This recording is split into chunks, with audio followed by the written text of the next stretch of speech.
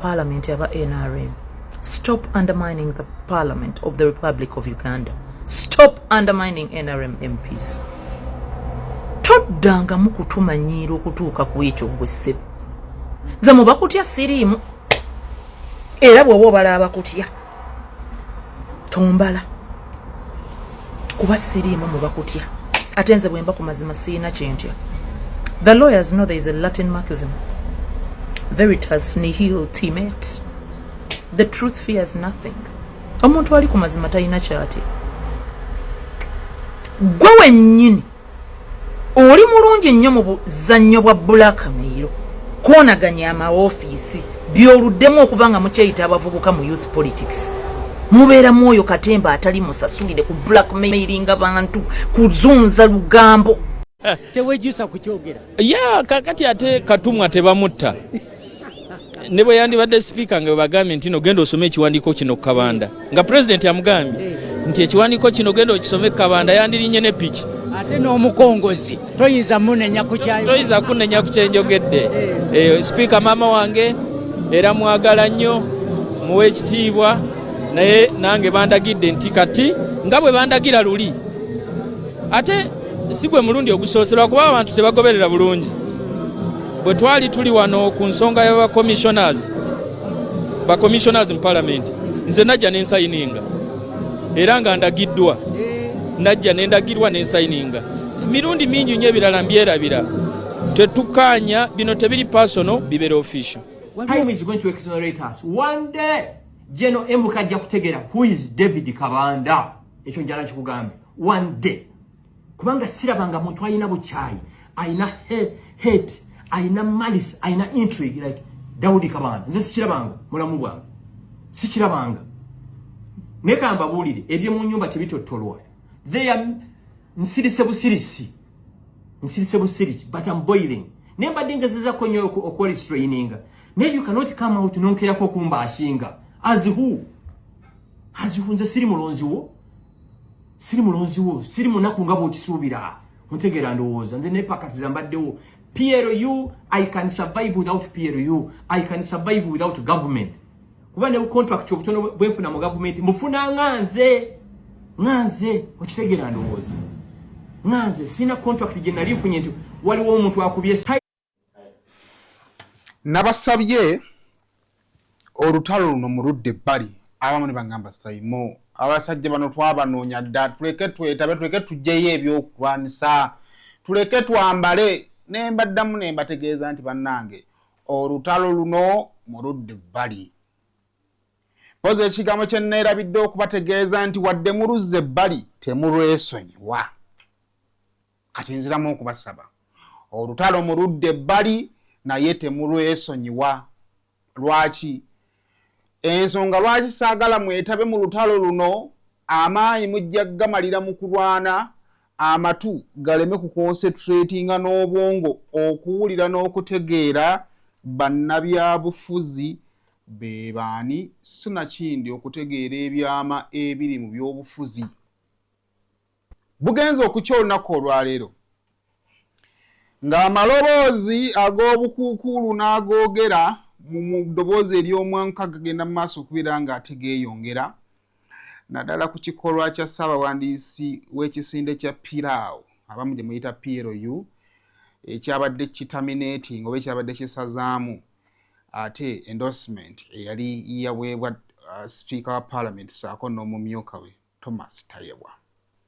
Mu episode y'olunaku olwaleero njagala nkozese ebyokulabirako bino okusobola okusomesa gwe ali mu byobufuzi n'okusobola okuggula amaaso gwe ali mu byobufuzi naddala mu abali ku ludda oluvuga gavumenti. Waliwo ebintu bye badde olaba nga biri ewuwo olumu n'omutima ne gumenyeka n'otandika n'okusala omusango n'ogamba tabanga musajja wange yalina obuzibu.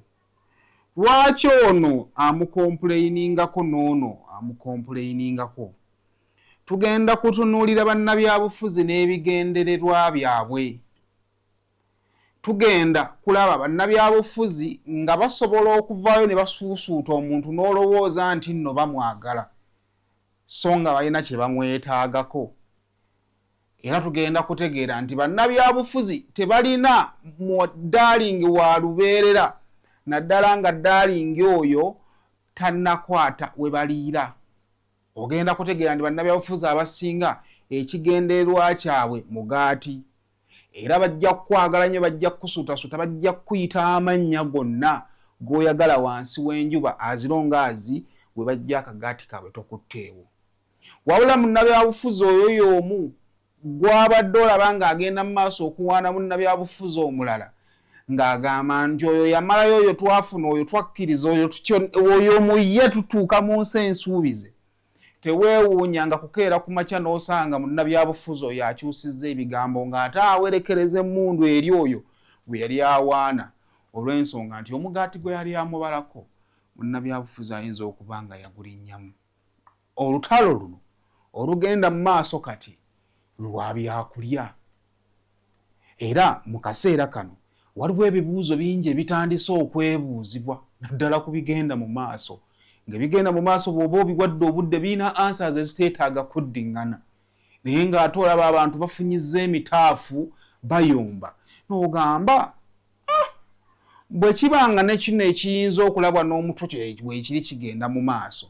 Bulijjo ebikolwa by'ono ebifaanagana ng'ebikkiririza mw'oli abadde ng'abikola lwakwagala oba abadde abikola nga ku bwannakigwanyizi. Awo bwe tugenda okutambulira olunaku olwaleero. Millennial Logistics and Outsourcing be bannoggwa omusuubuzi ali e Uganda ng'oyagala okutumya emmaali okuva e China ekutuukeko ku mulyango. Aba Millennial Logistics and Outsourcing bakuguliza emmaali okuva e China nga ne bw'oba oyagala kugula butereevu okuva ku kkolero gw'oyogera bwogezi ky'oyagala nga bo banyeenya ngobero. Emmaali ne bw'eba ejjira ku nnyonyi oba ku mazzi bo bagitikka ate nno ne bagituusa nga nnamba ne bakwewaza okuyombera enkolo. Bano bw'obakwasa emmaali yo oba obakwasizza kibyago serengeta mu Nkulubagga kubanga ekuumwa bulungi okuva gy'eva okutuuka gy'eraga. Ennamba z'essimu zino bw'ozikoonako onooba weewonyezza embeera ya kirazamwoyo ng'ebbwa eridda mu nkovu.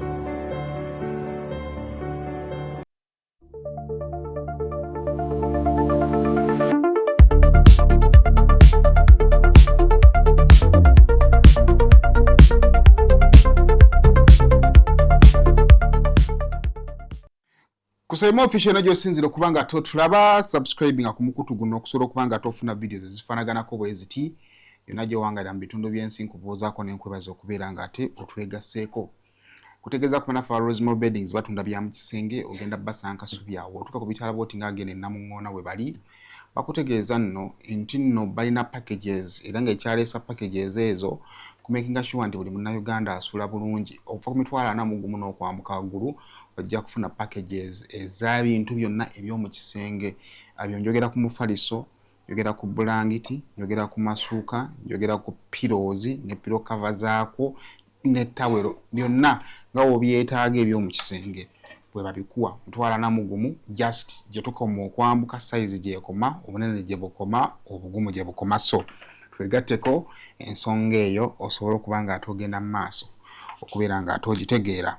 Kale kakati bannaffe aba African Canadian Foundation bakutegeeza nno batya nti bannange conference etuuse mujje mubeere nga ate mutwegattako mu conference eyo.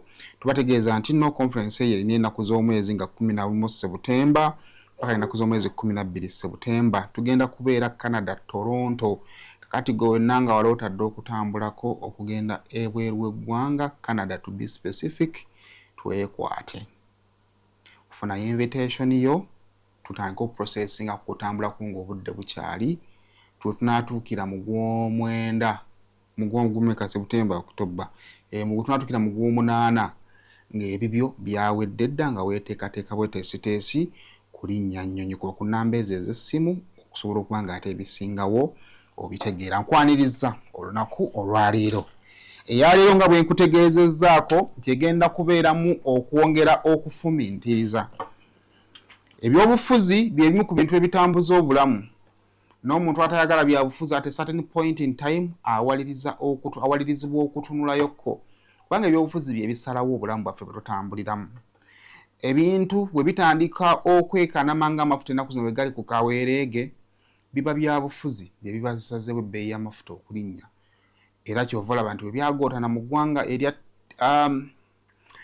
erya Iran awali akagolomolo awayita amafuta, eggwanga erya Amerika bwe lyesuula mu girume n'eggwanga erya Israel ne bagirumba, ebyobufuzi by'essayidi eyo bikyankananyiza ebyenfuna eby'essayidi eno. So ebyobufuzi ne bimaliriza nga ate bikulu nnyo mu ggwanga engeri gye litambulamu. Era olw'ensonga nti ebyobufuzi bikulu nnyo, abantu bayingira ebyobufuzi olw'ensonga ez'enjawulo. Bwe mbadde ngenda maaso kubera nga ate ndekenenya episode eno okumanya ddala biki bye tuyinza okuba nga ate twogerako. Obwongo busoose kudduka ku kifaananyi ekya CDF ekyali kitambula ku lunaku President Yoweri Kaguta Museveni lwe yali alayira ku ntebe y'obwa president. Ekifaananyi ekyo bwe kyali kitambula ku mutimbagano, abantu ab'enjawulo baalabibwako nga bagenda mu maaso okubeera nga ate bamusuuta.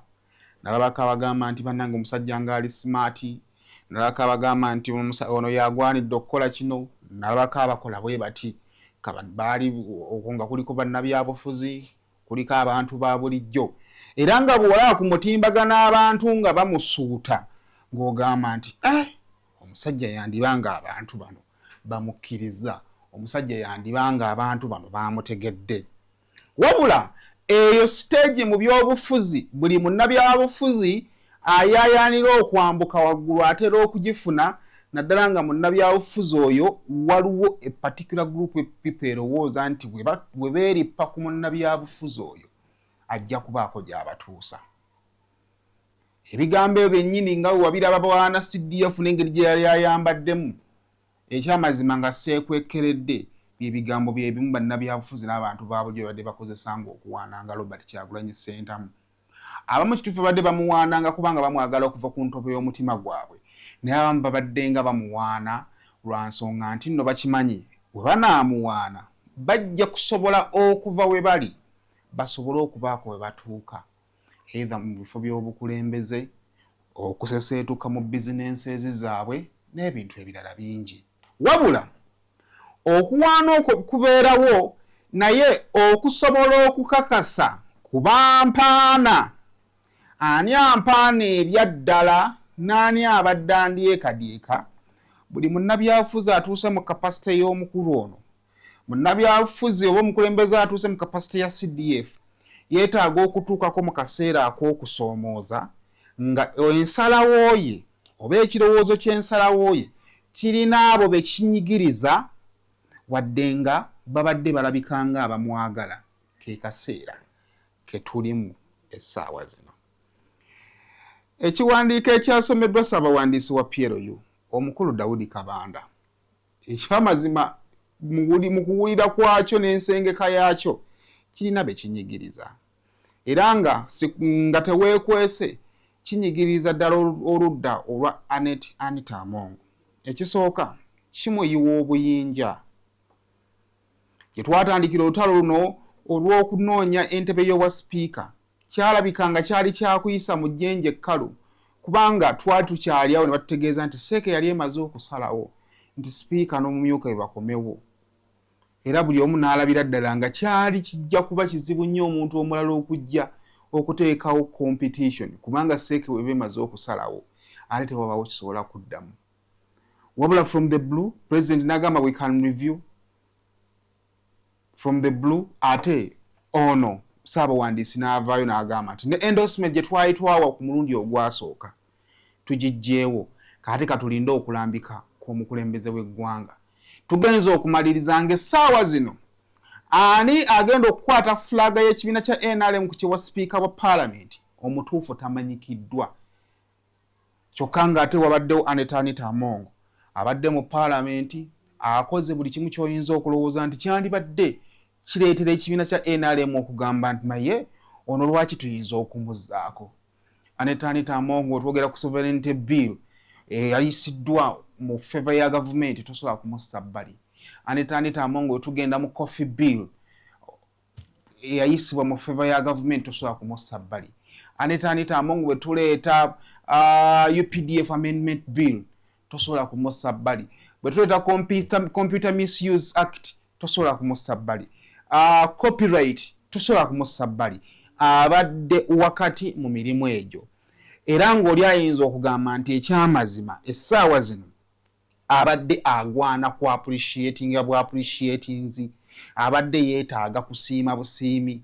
Naye bw'abanga essaawa zino alindiriddemu kamweru kuva wa pulezidenti wa ggwanga naye ng'eyamutuusizza ku levo y'okulindira omukka omweru ye yasindise Ssaabawandiisi w'okusoma ekibaluwa ekyamazima abaamumenyeemu omutima.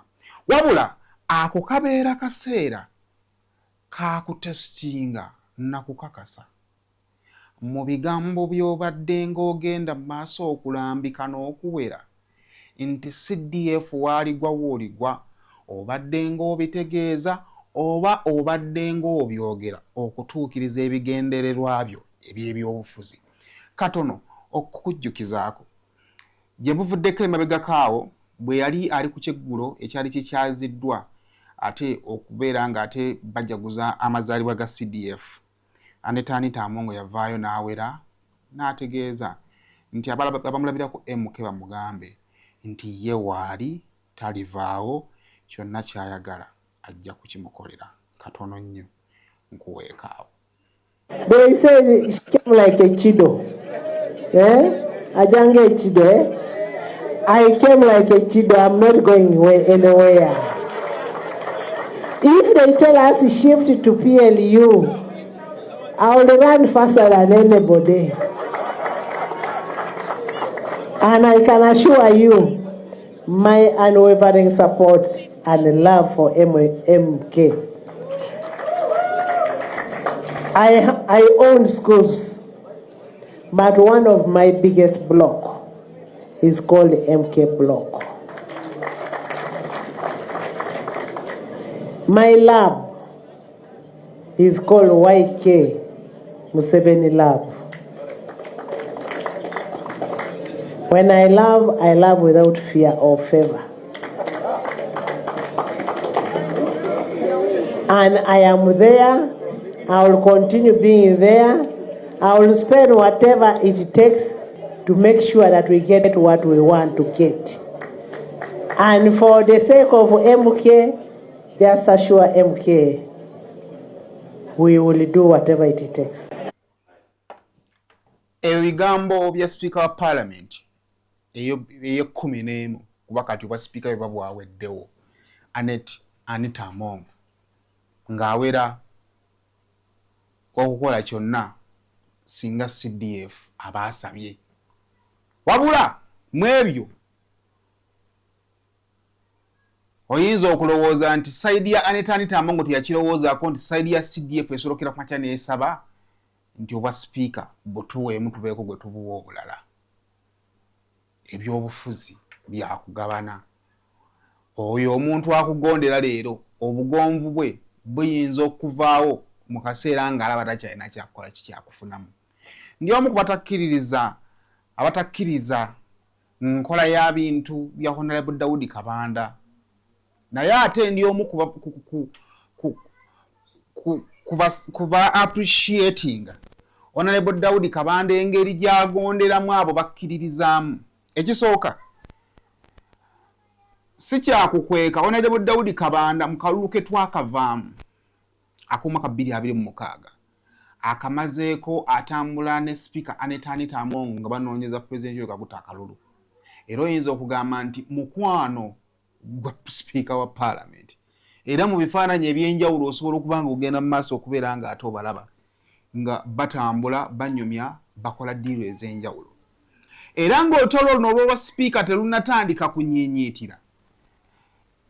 Ebigambo bya Daudi Kabanda beeyogeranga ku mikutu gy'amawulire ne ku mikutu gye byalabikanga ebyali biwagira Speaker wa Parliament Anita Amongo.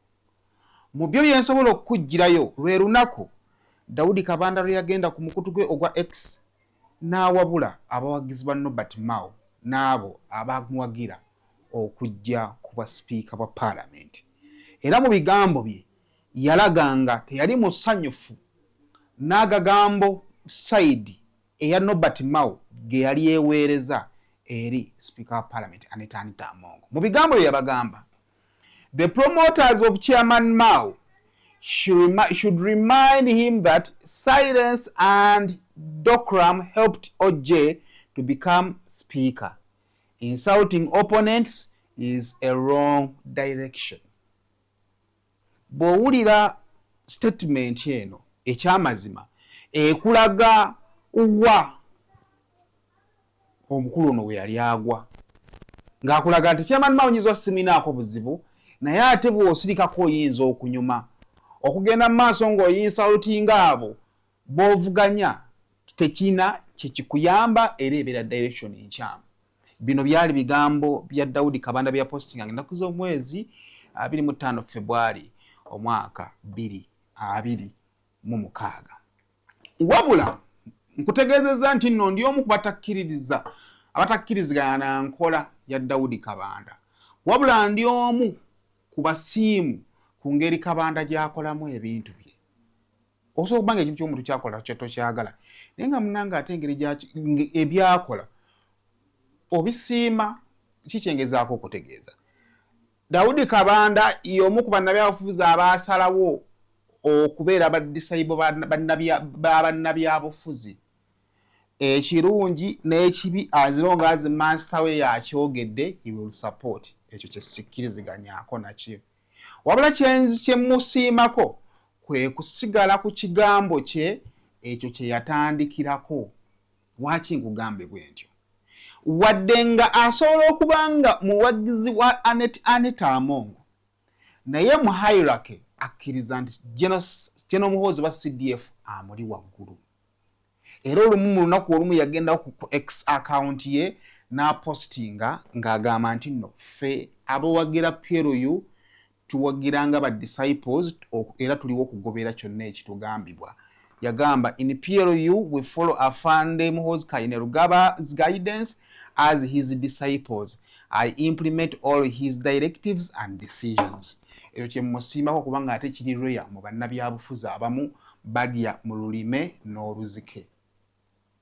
Now, mu debate yaffe y'olunaku olwaleero, we are trying to question oluvannyuma lwa David Kabanda okuvaayo n'asoma ekiwandiiko ekyabadde kiwithdrawinga obuwagizi bwa General Muhoozi eri Anita Amongo ne Thomas Tayebwa. Abagenda mu maaso okureactinga ku direction eyo bachallenginga kasoma bubaka oba indirectly they are attacking oyo eyasomye obubaka gwalumiriza nti nno ye yamutuma. Soko tuwe ku bubaka bwa Daudi Kabanda. General Muhoozi Kainerugaba azeemu okulungamya bupya nti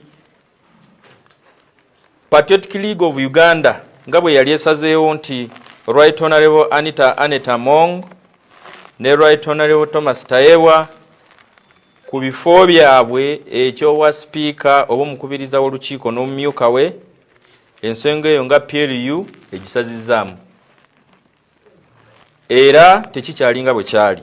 Ensonga eyokubiri, obukulembeze bwa Patriotic League of Uganda bukubiriza abaka ba Parliament bonna kulindira bulindaala mu kaseera akatali kawala ba candidates ababiri President Yoweri Kaguta Museveni bagenda okubawa era General Muhoozi Kainerugaba n'abasaba nti abo be babawagira. Eyokusatu, fenga aba Patriotic League of Uganda tugoberera era tuteeka mu nkola okuwabulwa okuva eri chairman waffe General Muhoozi Kainerugaba ekiseera kyonna. Ebigambo bya Kabanda bw'obiwuliriza obulungi bikwata essuubi lya endorsement ne lirijja mu mikono gya buli omu ne liri kasuka waggulu wa President Yoweri Kaguta Museveni bonna gwe bakkiririzaamu nyongera kusensuulira bannabyabufuzi n'engeri bannabyabufuzi gye bakolamu ebintu byabwe nti bonna bagamba nti ba NRM tubadde mu kalulu nga bagamba muzeeyi w'oligwa wetugendigwa ky'ogamba kyenkola era yawandiise ebbaluwa yabategeezezza nti oyo gwe mubadde muwaana gwe mubadde mutiitiibya oyo gwe mugamba nti tava ku main gwe muba mulindirira akole okuwabula okusingawo wadde nga babadde bamutiitiibya nga balaga nti nno bamwagala nnyo they cannot wait ajja awabule kubanga ono bwe yazze okwogera Kabanda teyagambye nti nno tu withdrawing egundi zaffe mutulinde tugenda kwendoosinga omuntu omulala ye yakyesambye n'agamba bannange ebyaffe bye twayendoosinga tubijjeewo tulindirire mukama waffe ajja akole ki akole okusalawo okukwe naye mukama wawe gwasibe batuwaanira tebamulinze kujja kukola kusalawo kwe bali mu kulumba ono adirectinze agambye nti bannange ffenna tulina oyo gwe tukkiririzaamu nti ye mukama waffe ye munnabyabufuzi tabeera waatafunira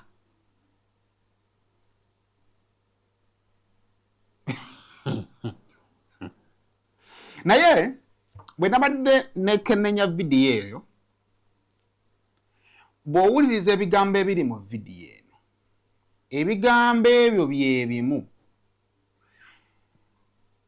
abagamba nti Kabanda ebigambo ebyo ye yabyeyiiyiriza si bya CDF bw'ogenda mu mboozi ya CDF gye yali ne Kabanda ku X content w'ebigambo bya press conference eno osobola okumusanga ku X nga Kabanda ali mu mboozi eyo yeemu ne mukama waabwe so kompe ku gundi eyo bw'otunula mu mboozi eno yaliyo ng'ennaku z'omwezi 11 May ekiwandiiko ne kifuluma ng'ennaku z'omwezi 12 May nga tugivudde waggulu yalina gye yatandika naye tugenda kukozesa bino gundi essatu yagamba the PLU candidates for speakership shall win massively yali ali mu correspondinga ku General Muhoozi Kainerugaba Muhoozi najja n'agamba PLU supports whatever position President Museveni takes and we do not listen to NRM's sake. Ebigambo bino bye bimu Kabanda bye yayogedde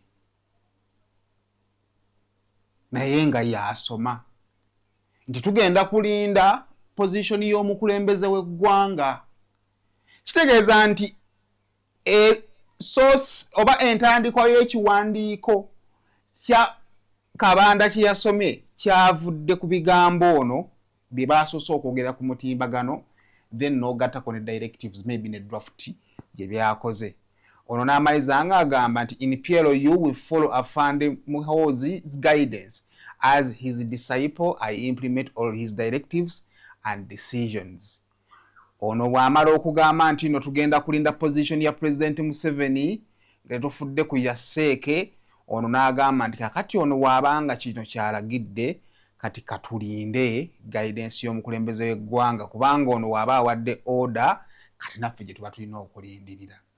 Now ekyo ne kikubuleetera ekibuuzo omuntu bw'avaayo n'agamba ebyo Kabanda bye wayogedde bibyo ng'omuntu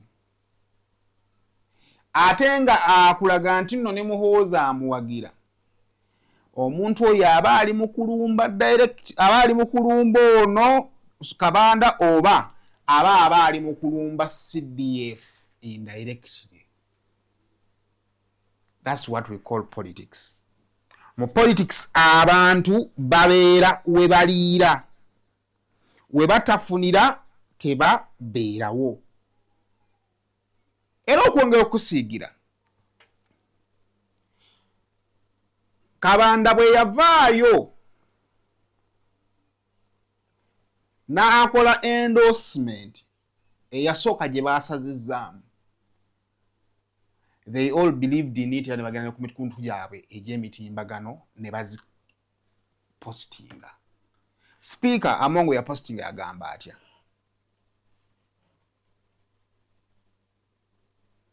Yagamba, I express my sincere gratitude to my brother, our esteemed Chief of Defense Forces, for endorsing and agreeing with the decision of the NRM online SEC regarding the House leadership.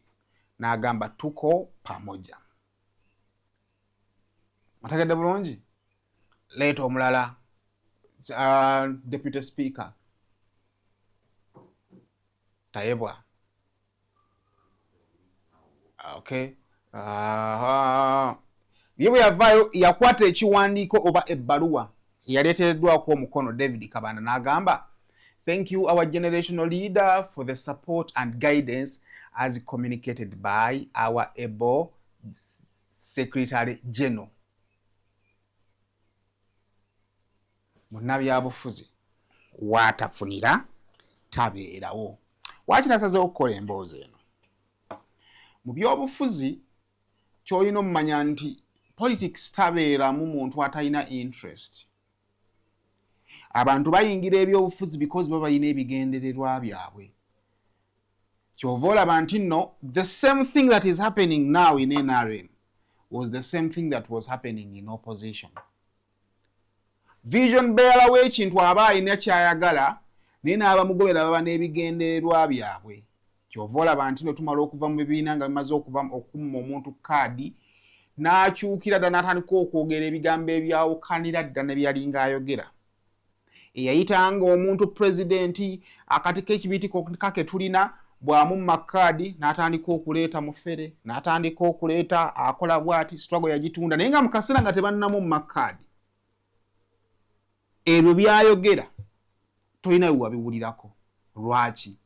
Nti mu byobufuzi abantu bakkiririza mu muntu, abantu bangi abasinga mu byobufuzi abo bebawaana tebabawaana kubanga babakkiririzaamu, babawaana kubanga balina ekirowoozo nti osanga gy'anaakoma okumusembera naye alina kyajja okufunawo agenda afune kaalya. Era abantu abasinga ababeera mu byobufuzi ng'alina kyabaza ku muntu bw'alemererwa okufuna ku kyafunye ku muntu amwekyusiza n'amuvaako ng'alinga ng'atamubeerangako. So that is it. Naye of course twategedde Honorable Kabanda yatutegeezezza nti ajja kubanga awa response ye leero akawungeezi ffe tujja kubeera wano okwongera okubeera nga ate tulaba ebintu bigenda kuba nga ate biggwa bitya, bigenda kuba nga bitambula bitya. But awo nga tuvuddewo abalayira bakyagenda mu maaso okubeera nga ate balayira era olunaku olwaleero officially Masaka City ndowooza okuleka Nammeere naye ababaka mu bitundu mu constituency ebbiri Kimanya Kabonero n'Ennyendo Mukungwe bamaze okuba nga ate balayira. Okwe kuli Patrick Kuteesa saako ate n'omukulu ye yajjayo Honorable Mathias Mpuuga balayidde ne bannabyabufuzi abalala. Kansooke ndowooza nkulage ku ebyo sinakindi bankulekera tunaddamu ate mu update endala. Lubowa Sebina Javira swear in the name of the Almighty God that I will be faithful and bear true allegiance to the Republic of Uganda, and that I will preserve, protect, and defend the Constitution. So help me God. I, Ivan Chene, swear in the name of the Almighty God that I'll give faithful service to the Parliament and support and uphold the Constitution of the Republic of Uganda as by the law established. So help me God. I, Kiwanuka Sulaiman, solemnly affirm that I will give faithful service to this Parliament and support and uphold the Constitution of the Republic of Uganda as by law established. So help me. I, Patrick Kuteesa, I swear in the name of Almighty God that I will be faithful and bear true allegiance to the Republic of Uganda, and that I will preserve, protect, defend the Constitution. So help me God. I, Chiruluta Yusufu Junior Nkeretanyi, swear in the name of the Almighty Allah that I will be faithful and bear true allegiance to the Republic of Uganda, and that I will preserve, protect, and defend the Constitution. So help me Allah.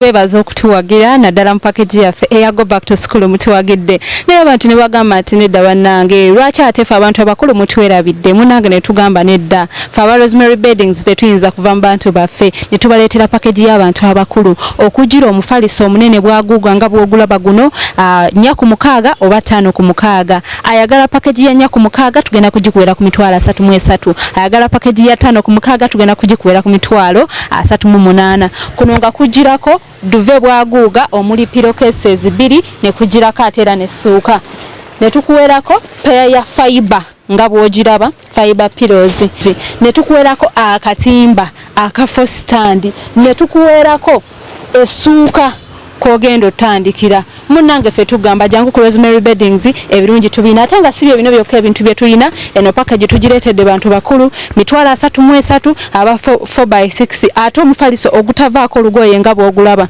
mitwalo 38 aba 5x6 omufaliso ogutavaako lugoye ate omulungi ogwa rose form tukubireko ku namba z'essimu eziri awo oba mutu whatsappingeko tugenda kubanga ebisingawo tubibabuulira.